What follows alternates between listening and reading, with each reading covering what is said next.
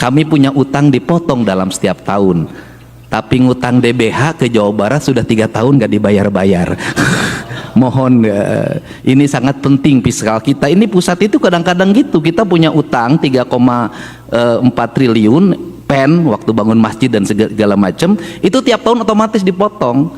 Tapi kita nagih dana bagi hasil pajak ke daerah yang sampai hari ini belum dibayar-bayar, kirim surat udah 7 kali nggak dikabul-kabulkan. Nah itu karena bagaimanapun pusat itu adalah induk, dan ciri dari induk adalah selalu menyayangi anak-anaknya.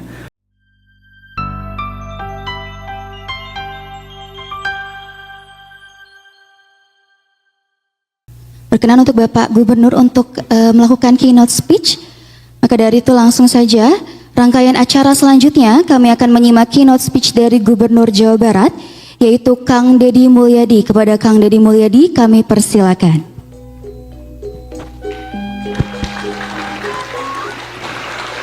Assalamualaikum warahmatullahi wabarakatuh. Sampurasun. Yang saya hormati Ketua Fraksi Partai Golkar MPR RI, Bang Mekeng. Saya sangat akrab untuk berdiskusi, meskipun saya alumni tetap suka bertelepon, karena biasa kalau alumni itu suka kangen sama sekolah awalnya. Yang saya hormati Sekretaris Fraksi Partai Golkar MPRI Kang Ferdi, terima kasih Bapak banyak bantu sekolah-sekolah yang ada di wilayah Garut, Tasik dan Tasik, dan dari dulu Bapak tidak pernah bergeser dari komisinya bidang pendidikan. Ini senior saya dalam bidang politik, ini tokoh otonomi yang dulu membuat Kota Banjar, Kabupaten Pangandaran, Kang Agun Gunanjar. Dan dari otonomi itu alhamdulillah hari ini Kabupaten Pangandaran tidak bisa lagi membangun. Nangis-nangis bupatinya, jujur ya Bu ya, berat sekali. Kota Banjar juga sama Pak. Mudah-mudahan ini menjadi bahan perhatian bahwa sejalan otonomi juga harus sejalan juga dengan kebijakan fiskal yang otonom. Nanti saya jelasin fiskal otonom itu. Tenang Bu, kan sudah dibantu gocap dari saya. Saya itu suka kasihan kalau lihat wanita itu. Yang saya hormati ini Kang Adi, anaknya Kang Ade Barkah, sahabat saya, Kang Iswan, terima kasih ya. Udah gagah pakai batik, awas jangan nama istri ya, kamu dosa. Kemudian Kepala Biro, kemudian Ibu Sekretaris Jenderal MPR RI, saya ucapkan terima kasih. Para pejabat di lingkungan Sekretariat Jenderal MPR RI, kemudian kawan-kawan dari OJK, saya ucapkan terima kasih atas kehadirannya. Kemudian ada juga ini buat penting bener ini pesan nih, Direktur Perimbangan Keuangan Daerah Kementerian Keuangan. Apa pesan pentingnya adalah kami punya utang dipotong dalam setiap tahun, tapi ngutang DBH ke Jawa Barat sudah 3 tahun nggak dibayar-bayar. Mohon ini sangat penting fiskal kita. Ini pusat itu kadang-kadang gitu, kita punya utang 3,4 triliun pen waktu bangun masjid dan segala macam, itu tiap tahun otomatis dipotong. Tapi kita nagih dana bagi hasil pajak ke daerah yang sampai hari ini belum dibayar-bayar, kirim surat udah 7 kali nggak dikabul-kabulkan. Nah itu karena bagaimanapun pusat itu adalah induk, dan ciri dari induk adalah selalu menyayangi anak-anaknya. Bahkan induk berani mengorbankan dirinya demi kepentingan anak-anaknya. Itulah ciri khas gubernur konten, jadi ngomongnya terbuka apa adanya. Ada para bupati yang hadir, kita tidak ngomong lagi bicara dari partai manapun. Saya selalu ketika memimpin tidak boleh lagi bicara partai, ketika memimpin bicara kepentingan rakyat yang luas. Pangandaran calonkannya dari PDIP, Cirebon dicalonkannya dari PDIP, Pak JJ dicalonkan dari PAN, kemudian Sukabumi dicalonkan dari Golkar, Kota Sukabumi dari Nasdem. Mana lagi yang hadir? Kemudian ini dari Golkar, Banjar ya. Kok yang susah-susah dari Golkar? Semua yang hadir, seluruh pejabat, para ketua DPRD, saya ucapkan terima kasih. Para sekretaris daerah, kepala Bapenda yang hadir pada kesempatan pagi hari ini. Apa sih yang menjadi problem bangsa kita ini? Yang menjadi problem bangsa ini adalah tidak mapannya sistem. Oh, ada wakil bupati Bogor dari Golkar. Ya, tetap cita-citanya pengen jadi bupati dan nunggu Bogor dibagi dua, saya tahu itu. Ketidakmapanan sistem itu kemudian menjadi asumsi personal. Ketika menjadi asumsi personal, kita terus-terusan mengalami perubahan sistem. Apa yang menjadi problem daerah? Yang menjadi problem daerah adalah satu, pemimpin daerah itu hubungannya lebih dekat dengan yang dipimpinnya. Saya katakan, siapakah yang paling berat? Kepala desa. Kenapa kepala desa paling berat? Karena seluruh urusannya berhadapan. Rakyatnya sakit terlihat, rakyatnya marah terlihat di depan matanya, anggarannya terlihat. Kalau 1,5 triliun kepala desa, 1,5 miliar kepala desa itu dibaca oleh wartawan bodrek aja kebaca. Larinya kemana? Kebaca. Uangnya dipakai apa? Kebaca. Makanya kalau kepala desa banyak yang cepat ditangkap korupsi, karena korupsinya kecil.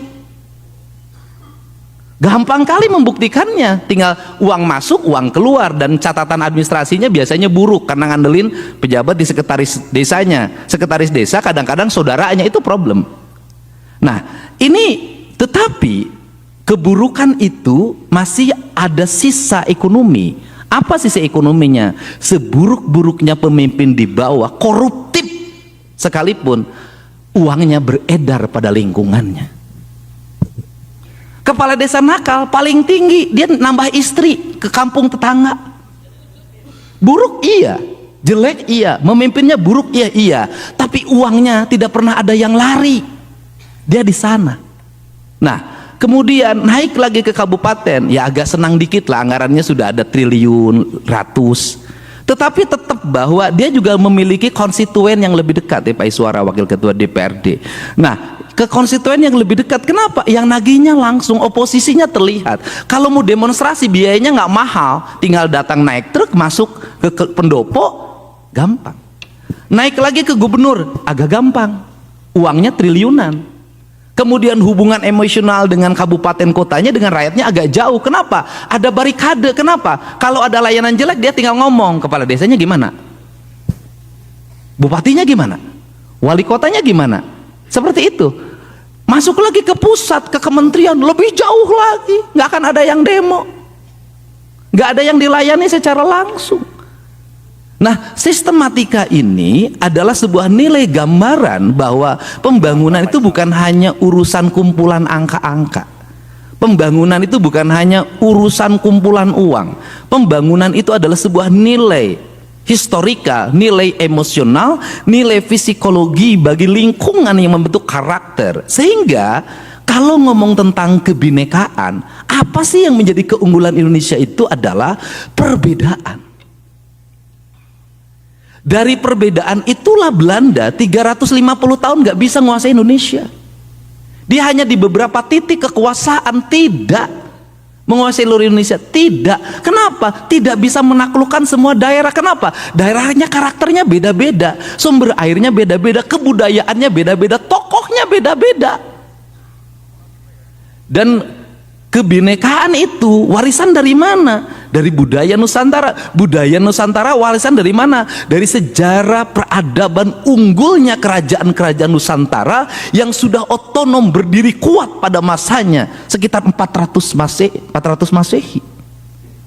Nah, kita masuk ke era di mana sentralisasi tersistem dalam sebuah tata kelola pemerintahan dari pusat sampai daerah. Maka ketika muncul otonomi daerah, selamat datang Pak Pangdam, ketika muncul otonomi daerah, memang para penyelenggara otonom daerah itu tidak semuanya baik. Tidak semua para bupati itu baik. Tidak semua para gubernur itu baik. Tidak semua wali kota itu baik. Yang tidak baik banyak, yang koruptif banyak, tapi yang berhasil juga banyak. Ketika saya jadi bupati pertama dulu, saya belajar ke Jimrana. Waktu itu kepala daerah di Jimrana itu mampu membangun sistem telekomunikasi lokal. Kemudian di Jawa Tengah ada namanya Sragen. Walaupun dua-duanya ujungnya itu menjadi berproblem hukum, Tetapi kemajuan sebuah daerahnya nggak tergantikan sampai hari ini. Nah, dari otonomi itu apa? Saya bicara dulu sekarang. Keanekaragaman itu apa sih yang menjadi kesalahan fatal kita ini? Kesalahan fatal kita masalah energi misalnya. Sentralisasi PLN yang dilakukan sejak era dulu. Berdampak apa? Biaya listrik mahal. Kenapa biaya listrik mahal? Karena negara pengelola listrik melakukan hal yang aneh-aneh. Gimana anehnya? Bendungan Cirata listriknya dikirim ke Bali. Berapa pasang tiang listrik yang disebutnya badegar, orang Sunda bilang, sutet, meliputi berapa ribu hektar dan melewati berapa ribu kilometer. Kemudian yang di bawah Cirata dapat listrik dari mana? PLN. Listriknya dari mana? Dikirim dari Banten. Tenaga listriknya apa? Batu bara. Kemudian di daerah terhampar apa? Listrik yang dibangun dari air. Kemudian listrik yang dibangun di air ini kemudian diambil oleh orang-orang yang punya duit, dikomersialisasikan, dibangun listrik yang 3 megawatt, yang 5 megawatt, di mana-mana tersebar, yang di desa-desa itu dijual lagi ke PLN. Dari PLN nanti dijual lagi ke warga yang ada di situ. Padahal negara kalau mengambil inisiatif mikrohidro itu dibangun oleh desa-desa dengan dana desa, didampingi oleh ahli-ahli di bidang pembangunannya, mereka tinggal terima hasilnya. Di seluruh Indonesia itu terhampar apa? Rakyat punya kemandirian energi, rakyat punya kemandirian air. Dan mohon maaf, kalau ngomong perang, Indonesia sulit dikalahkan. Kenapa? Karena mengidentifikasi daerah-daerah vital dan sentral yang membuat orang tergantung itu mengalami kesulitan. Kenapa? Karena orang Indonesia memiliki kekayaan energi culture yang ada di lingkungannya. Tidak semuanya tergantung pada PDAM, tidak semuanya tergantung pada PLN, tidak semuanya tergantung. Kenapa? Di bom sekalipun berbagai titik sentral, dia masih tetap hidup. Ada sumber makanan di lingkungan, ada sumber energi. Kekayaan ini sering dilupakan oleh kita untuk membuat tersentral dan satu titik. Kenapa? Justru itu adalah kelemahan. Sekuat-kuatnya Jerman, kalau jaringan pipa gasnya ditutup, LPG-nya ditutup, itu selesai. Indonesia nggak bisa. Krisis 98-99 membuktikan bahwa krisis ekonomi global yang menghantam bangsa Indonesia tidak bisa memporak-porandakan sendi ekonomi. Siapa yang bertahan pada krisis itu? Kaum pedesaan, kaum orang di pinggiran hutan. Dia mampu survive dengan kekuatan ekonomi lokalnya. Itu prinsip. Saya belajar, Pak. Saya kemarin ke Aceh, saya ke Sumbar, kemudian ke Sumut. Saya pelajari kenapa ketika dihantam air, dihantam lumpur, kok mudah sekali. Karena tidak ada pohon lagi, yang ada perkebunan sawit. Sawit itu nggak bisa lagi tahan terhadap gelombang, terhadap lumpur, terhadap getaran. Dia bukan pohon untuk melindungi, tapi dia pohon manja untuk dilindungi. Dia ngambil air, dia harus dipupuk. Beda dengan hutan, dia tidak perlu air menghasilkan air, dia tidak perlu pupuk, dia menghasilkan pupuk. Dari situ masyarakatnya tidak punya ketahanan lagi. Kenapa? Lingkungannya tidak ada lagi sumber pangan. Kenapa? Sungainya sudah tercemar. Kebutuhan pokok lingkungannya padi pun udah hampir nggak ada. Semua menjadi homogen. Yang homogen itu berbahaya bagi Indonesia, bagi kebinekaan. Nah, ketika kita bicara hari ini adalah bicara fiskal. Apa sih problemnya? Adalah saya hari ini, Pak Ketua MPR, tidak menganggap bahwa dana bagi hasil itu kami dipotong. Tidak. Kami menganggap dana bagi hasil pajak itu adalah ditunda pembayarannya. Kenapa ditunda? Karena itu hak yang diatur oleh undang-undang. Karena itu hak yang diatur di undang-undang, saya seneng. Apa senengnya saya? Kami efisien nih sekarang. Pegawai kami setengahnya kami bekerja di rumah. Apakah bekerja di rumah kemudian menjadi tidak efektif? Tidak, produktivitasnya tinggi. Kami senang dananya, walaupun dana bagi hasilnya ditunda dan dana bagi hasilnya belum dibayarkan juga 3 tahun yang lalu, kami bisa bangun jalan yang lebar-lebar. Lihat Jawa Barat, kami bisa pasang PJU di seluruh jalan. Kami bisa menggratiskan sekolah SMA dan membangun puluhan ruang kelas, ratusan ruang kelas baru, dan membangun puluhan unit sekolah baru. Kami seneng. Kenapa? Karena saya bisa efektif kemana-mana, nggak usah pakai mobil dinas, nggak usah pakai duit APBD untuk perjalanan dinas. Karena dari 1,5 miliar dipotong tinggal 100 juta. Setahun itu perjalanan dinas gubernur Jawa Barat tuh per tahun 100 juta. Mungkin jauh dibandingkan dengan Dirjen Penerimaan Keuangan. Dan kami setiap hari berhadapan dengan apa? Dengan masalah, Pak. Masalah apa? Rumah roboh harus dieksekusi, dibangun hari ini. Jembatan roboh harus kami eksekusi hari ini. Dan kami hari ini sudah merambah saja, bukan yang kewajiban provinsi, yang kewajiban nasional pun kami bangun. Jalan di Kerawang karena sudah berpuluh-puluh tahun macet, padahal itu kawasan industri penghasil pajak yang tinggi bagi nasional. Kemudian jalannya tidak dibangun-bangun, jembatannya tidak dibangun. Kami hari ini bagi dua, jembatan 250 miliar dibangun oleh provinsi, jalannya 40 miliar dibangun kabupaten. Gerbang tol Karawang Barat dan Karawang Timur kami bangun. Dan kami hari ini membantu pemerintah untuk mengembalikan aset PJT 2 dalam bentuk sungai yang disewa-sewakan oleh warga, yang itu ratusan miliar. Kami berhadapan dengan siapapun untuk dikembalikan kepada negara, sungainya dipungsikan. Aset BBWS yang hari ini menjadi bantaran sungai, menjadi banjir, kami bongkar, kami kasih santunan warganya, kami pindahkan. Kami lakukan itu. PTPN, hubungan antara ATR BPN dengan PTPN, izin lokasinya nggak keluar-keluar, HGU-nya puluhan tahun nggak keluar, kami bereskan. Kenapa? Kami tidak memandang pusat dan daerah, kami memandang ini adalah negara kesatuan Republik Indonesia. Dan kami tidak ngomong biaya. Bahkan saya menawarkan, pengacaranya saya siapin, dampingin, kami berhadapan. Setiap hari kami harus ngurusin apa? Geng motor. Anak-anak yang mengalami problem lingkungan, kena ke HIV segala macam, kami selesaikan itu semua. Saya katakan, tidak semua kepala daerah ini tidak peduli sama rakyat. Tidak semua kepala daerah ini brengsek. Banyak kepala daerah yang baik yang bisa melaksanakan tugas dalam keadaan posisi yang sangat sederhana. Nah, dalam kerangka ini, apa sih yang menjadi problem? Problemnya yang berikutnya adalah daerah tidak membelanjakan uangnya dengan baik sesuai dengan yang diberikan. Bukan salah daerah. Saya berikan contoh.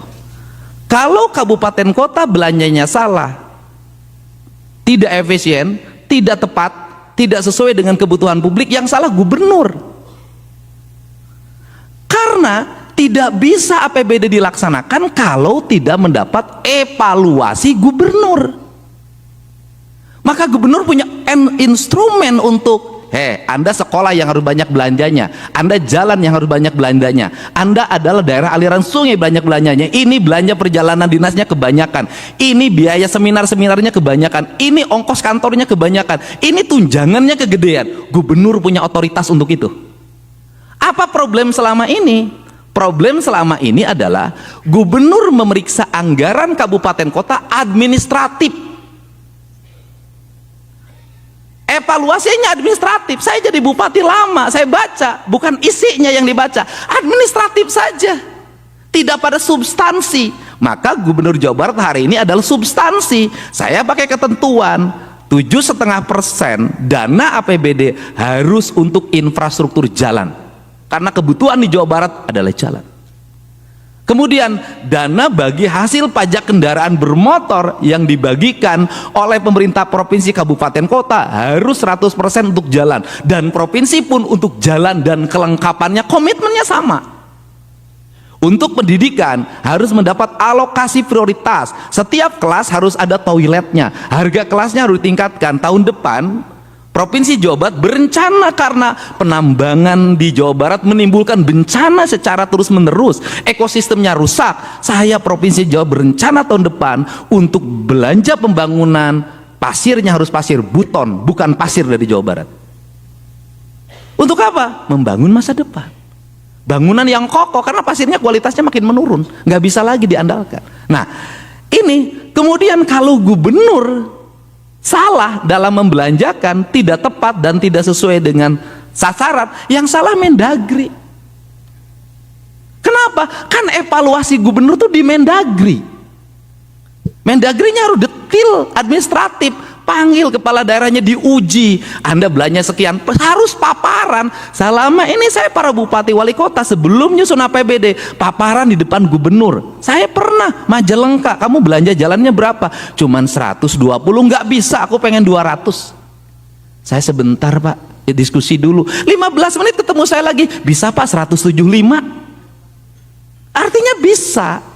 Nah, instrumen ini harus dibangun berdasarkan apa? Bukan berdasarkan struktur kekuasaan, bukan berdasarkan struktur jabatan, tapi pendekatan emosional, di mana para gubernur nanya ke daerah, kamu masalahnya apa, di mana? Saya bisa bantu di mana? Sama juga daerah terhadap pusat. Dua-duanya membangun hubungan emosional. Kan kita ini satu keluarga. Ya kalau salah ya benerin, dijewer, kita bersedia. Ini cara membangun hubungan kerakyatan yang dipimpin oleh hikmah kebijaksanaan dalam permusyawaratan perwakilan. Inilah prinsip dasar Indonesia. Nah, untuk itu hari ini maka kita masuk ke fase Pak Mekeng. Saya sampaikan, Kota Banjar itu kemarin tuh udah cerita mau nangis sama saya. OPD-OPD-nya Pak sudah nggak ada kegiatan sama sekali. Kami itu kegiatannya cuma satu Pak, 20 miliar dari provinsi bangun jalan. Hanya itu. Gak ada, plat nggak ada. Nah, ini kenapa terjadi? Dan kami menyadari apa? Ya sudah efisien. Kami efisien Pak. Sudah kalau mau ditanya efisien di Jawa Barat, efisien. Sudah nggak ada lagi mau dicari pun. Di Jawa Barat ini hari ini belanja makan minum pun hilang Pak. Nggak ada. Jadi kalau nanti bertamu di Jawa Barat, jangankan di hotel Pak, datang makan siang pun udah nggak ada. Kami siapkan air putih aja. Kami berkomitmen untuk negara karena kami udah digaji. Nah, kemudian, tetapi saya punya harapan. Kenapa? Setelah kami efisien, kami masih bisa membangun. Itu bisa dilihat misalnya anggaran infrastruktur jalan dulu Pak Is sekitar 400 kan. Sekarang jadi justru dengan dipotong 2,458 triliun, kami malah menjadi 4,1 triliun. Semuanya naik, tinggi, naik. Semuanya mengalami kenaikan. Tetapi memang ada pos yang hilang sama sekali, tidak ada. Jadi kegiatan di provinsi, kegiatannya hanya tersentral di 5. 1 di sekolah pendidikan, 2 di kesehatan, 3 di infrastruktur jalan, 4 di infrastruktur irigasi, yang kelima di energi, PJU, dan berbagai kegiatan lainnya yang menjadi penunjang infrastruktur. Di luar itu sudah tidak ada lagi kegiatan sosialisasi, fasilitasi, nggak ada lagi, hanya menikmati gaji dan tunjangan. Itu pun kami lagi berstrategi hari ini, berstrategi. Nah, ini didorong. Nah, semua itu kemudian pada akhirnya apa harapan dari pemerintah Provinsi Jawa Barat dan Kabupaten di Jawa Barat terhadap kebijakan fiskal? Harapan kami adalah pemerintah ini punya penilaian. Mendagri, Kementerian Keuangan itu punya audit dan BPK punya audit. Auditnya bagaimana? Kalau yang provinsi, kabupaten, kotanya sukses, ya harus disupport. Dia sukses membangun, dia efisien, pembangunannya sangat baik, angka indeks pembangunan manusianya naik, indeks kesehatannya naik, indeks ekonominya naik. Kemudian dia menjadi penunjang terhadap pertumbuhan ekonomi nasional. Jawa Barat 5,2%. Artinya ya harus disupport. Ini adalah otonomi yang sukses. Ini didorong. Kemudian mereka yang inefisien, pemborosan anggaran, koruptif, ya itu harus dievaluasi. Dengan apa? Dikasih pendampingan untuk diarahkan agar belanja ke depan jauh lebih baik. Kalau misalnya tidak lebih baik juga, diambil saja kewenangannya oleh pemerintah pusat, dikerjakan oleh pemerintah pusat. Tidak semua daerah dibikin menjadi sama.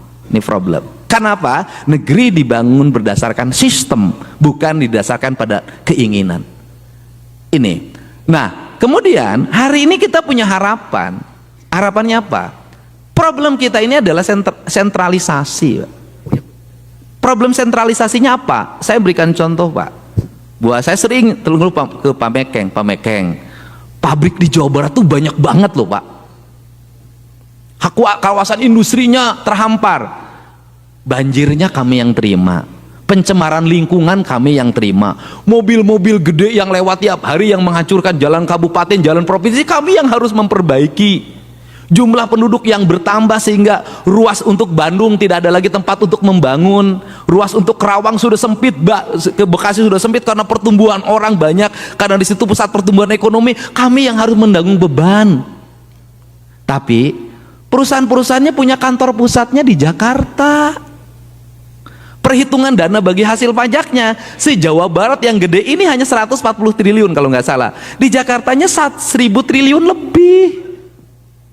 Ya otomatis dong yang dapat limpahan ekonomi yang paling kuat dari seluruh problem yang ada di daerah adalah sebuah daerah menikmati banyak hal. Keinginannya apa? Keinginannya adalah pemerintah pusat didorong agar ya kalau bayar pajak dihitung di mana tempat usahanya berada, bukan tempat di mana kantornya berada. Kenapa? Karena yang problem itu luasan areal sawit yang luas, pertambangan yang luas, kemudian industri yang luas. Di situ beban ekonomi dan penderitaannya, baik positif maupun negatif, bukan di sana. Nah kemudian kementerian anggarannya paling besar tersentral, sekali rapat di hotel di sana kan sudah 10% masuk ke pajak daerah, anggarannya gede kan, saya pernah jadi anggota DPR. Nah ini, daerah itu makin kering. Nah konsepsinya adalah bagaimana yang harus dilakukan oleh kita adalah keadilan dalam distribusi pajak. Kalau negara ini ingin otonom, menurut saya rumusnya sederhana. Pajak ada PPH, ada PPN. Pabriknya di mana tuh PPH? PPN-nya di mana? Di situ ada desa. Desa bagaimana? Kasih aja bagi hasil desa ini misalnya 3%. Dari 3% itu desa itu pembangunannya 5 tahun tuh selesai, Pak. Dia udah rapi semuanya, maka tahun ke-6 dana bagi hasil pajaknya suruh investasi dong. Dalam bentuk apa? Perusahaan daerah ya, kalau di Jawa Barat kayak Bank Jabar, atau dia beli obligasi di tempat lain juga bisa. Dia mendapat benefit yang tinggi lagi, dia ikut memegang saham di sebuah wilayah. Desa itu mandiri, nggak usah dikelola dia, sudah dikelola oleh orang lain. Kenapa? Maka negara itu dalam perspektif ke depan dihitung oleh saya, itu nanti kalau bagi hasilnya dibagi secara berkeadilan, nggak usah lagi dikasih dana desa. Kenapa? Dia sudah cukup dari dana fiskal yang dimiliki ke Jawa. Ini konsep negara, konsep daerah. Nah, kemudian yang berikutnya juga provinsi juga sama, kabupaten juga sama. Nah, caranya bagaimana? Pembangunannya dibuat terencana dengan baik. Kan kita ada data BPS. Kualitasnya ditingkatkan, sekolah kualitasnya ditingkat, jembatan kualitasnya ditingkatkan, semua ditingkatkan. Kemudian ketika semua ditingkatkan, kualitasnya semakin baik, maka ke depan berarti ada waktu jeda, kita tidak bangun jalan, kita tidak bangun jembatan, kita tidak pasang listrik, maka uang itu digunakan untuk investasi daerah. Sehingga kayak Cina berhasil seperti itu. Nah, kita ini kalau sistem belanjanya adalah, mohon maaf saya nggak setuju juga. Saya kemarin tuh nggak setuju. Anggaran harus 100% diserap. Jangan dulu 100%, dilihat dulu jenis anggarannya apa. Kalau nyerap anggaran cuman rapat, seminar, sosialisasi, beli snack gampang. Justru kan yang susah itu harus tender, lelang, diperhatikan berkualitas atau tidak, kemudian belanjanya diperhatikan, nanti uangnya dibayarin, pekerjaannya selesai atau tidak. Nah itu yang harus fokus. Jadi jenis belanjanya apa yang harus terserap itu. Saya hari ini jujur aja nih, ada Bu Nanin justru belanja untuk belanja barang dan jasa Pemda Provinsi Jawa Barat sampai sekarang belum saya keluarkan. Kenapa? Saya fokus bayarin dulu infrastruktur. Takut apa? Takut belanja yang internal dibayarkan, yang eksternal ke pihak ketiga belum bisa dibayarkan, nanti jadi utang. Ini sih hati-hati. Nah ini yang terjadi. Nah untuk itu obligasi daerah adalah sebuah tawaran baru. Tawaran baru apa? Mendorong kemakmuran daerah. Mendorongnya apa? Bagi hasil pajaknya benerin. Dana keuangan pusat, perimbangan pusat dan ke daerahnya dibikin keadilan.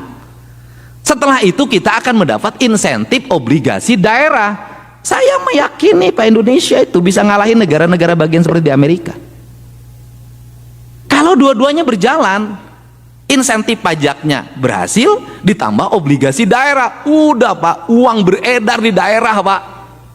Dengan uangnya beredar di daerah, maka setiap orang tidak berpikir ke pusat kota. Ada tumbuh ekonomi di kampung. Sekarang pariwisata udah ke desa-desa. Hari ini ada yang menarik di Bali Pak. Masyarakat itu nutup sawahnya pakai seng. Kenapa? Karena wisatawan menikmati hamparan sawah punya dia, sedangkan dia buka warung di sawahnya nggak boleh. Yang membangunnya adalah para pemodal besar. Akhirnya ditutup jalannya. Ini sawah kami, kamu lihat sawah saya, tapi saya tidak boleh berjualan di tempat saya. Saya kagum sama orang Bali itu. Nah, ini penting. Nah, terakhir saya kasih tahu pada semuanya, kenapa Gubernur Jawa Barat ini hubungannya dengan fiskal. Hari ini konsen ke penanaman. Ini penting. Ada kebun teh, tanamin pakai dana APBD. Ada hutan yang kosong, tanamin pakai dana APBD. Saya nggak peduli itu aset siapapun. Karena kepentingan saya cuma satu. Jawa Barat itu kuncinya di alam. Pangandaran ngandelin laut. Bandung, Subang, Purwakarta, Cianjur, Bogor, yang diandelin apa? Perkebunan. Jadi perkebunannya harus dijaga. Hutannya harus dijaga, perhutaninya harus dijaga. Jadi kalau perkebunannya terjaga, perhutaninya dijaga, maka satu terlepas dari bencana. Kenapa? Lebih baik Pemda mengeluarkan 20-30 miliar untuk nanam kebun teh yang digunduli. Kenapa? Kalau terjadi longsor, kalau terjadi banjir, biaya recovery-nya lebih dari 100 miliar. Orang nggak ngeh bahwa ini investasi. Maka dijaga. Yang berikutnya adalah orang ke Jawa Barat itu pengen apa? Pengen tidur yang nyenyak, pengen makan yang enak, sederhana. Rumusnya cuma satu, jalana kudu alus, perkebunan naka urus, gitu kan? Lalaki jeung awewena marulus, sudah, gitu kan? Ini pasti makan jeung gabus setiap sore selesai. Nah, ini harus dijaga. Nah, ternyata grafik itu berhasil berdasarkan data BPS. Setelah saya fokus konsen merecovery alam, konsen menyetop studi tour, di stop, yang anak sekolah nggak boleh, dan orang pesimis terhadap pariwisata. Hari ini pariwisata Jawa Barat adalah terbaik selama 5 tahun terakhir. Jadi kalau Pangandaran kerjanya itu cukup jualan pantai, ya nggak usah dirusak pantainya, cukup dibangun jalur kereta api sampai Pangandaran, selesai. Udah. Kalau Puncak itu pergi ke puncak karena kebun entehnya jangan dirusak, jaga kebun entehnya, jalannya diperhalus, dibangun keamanan yang baik. Bagaimana cara keamanan baik? Maka sistematika pengamanan kita ditingkatkan. Orang-orang nggak boleh nganggur, harus ada kerjaan. Sederhana. Nah, ini sistematika. Jadi karena ekonomi kita ini sangat bergantung pada alam dan sangat terletak pada siklus alam, maka menjaga alam adalah kewajiban utama dalam bernegara dan berbangsa. Untuk itu saya ucapkan terima kasih. Hari ini kita punya harapan baru buat bupati wali kota, yaitu adanya obligasi daerah. Mudah-mudahan dengan obligasi daerah ini uang-uang yang tersimpan di bank-bank sentral, apakah uang taspen, uang BPJS, pokoknya uang haji, banyak itu orang kampung jual sawah, hajinya 10 tahun ke depan, uangnya kan disimpan di sana, gitu kan.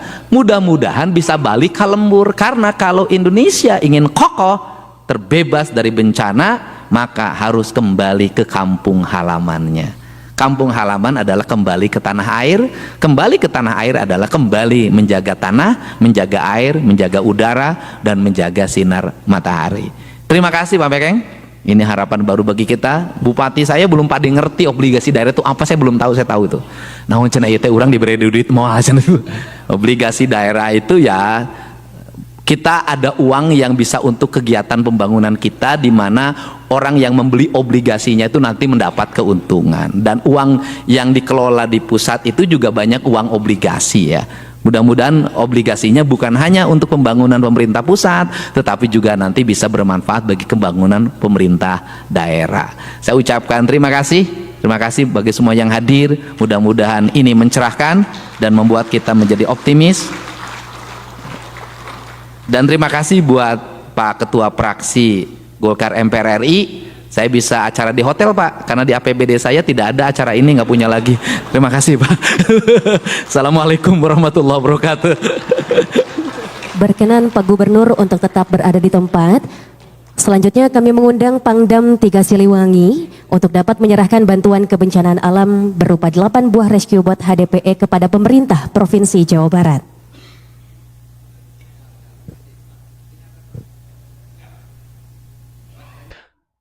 Poin-poin yang disampaikan Kang Deddy Mulyadi dalam pidato yang telah kita saksikan bersama-sama adalah: pertama, ketidakadilan dan ketimpangan fiskal pusat daerah, pemotongan utang versus penundaan DBH.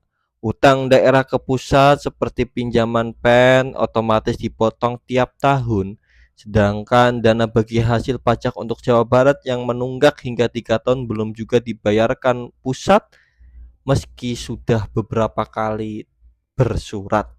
Distribusi pajak yang belum adil. Banyak pabrik dan kawasan industri beroperasi di Jawa Barat, membawa dampak lingkungan dan beban jalan, namun pajak terpusat di Jakarta karena kantor pusat perusahaan berada di sana. Kang Deddy Mulyadi mendorong agar bagi hasil pajak dihitung berdasarkan lokasi tempat usaha berada, bukan lokasi kantor pusat. 2. Efisiensi ketat anggaran Provinsi Jawa Barat. Pemprov Jabar memangkas anggaran yang tidak esensial, seperti perjalanan dinas, acara sosialisasi, seminar di hotel, hingga jamuan makan atau minum. Anggaran difokuskan pada 5 bidang prioritas utama. Pertama, pendidikan, 2 kesehatan, 3 infrastruktur jalan dan jembatan, 4 irigasi, 5 energi dan penerangan jalan umum. Poin yang ketiga, pengawasan APBD berbasis substansi, bukan sekadar administrasi. Evaluasi APBD oleh Gubernur Jawa Barat Kang Deddy Mulyadi terhadap kabupaten atau kota maupun oleh Mendagri terhadap provinsi harus fokus pada substansi kebutuhan publik, bukan sebatas kelengkapan administratif. Contohnya, Pemprov Jabar mewajibkan alokasi khusus dari APBD serta 100% DBH pajak kendaraan bermotor untuk perbaikan dan pembangunan infrastruktur jalan. 4. Kemandirian energi dan pelestarian lingkungan. Kemandirian energi lokal. Kang Deddy Mulyadi mengkritik skema energi yang terlalu tersentralisasi dan mahal, serta menyarankan pemanfaatan energi mikrohidro atau lokal berbasis desa agar rakyat mandiri energi. Menjaga alam sebagai investasi bencana.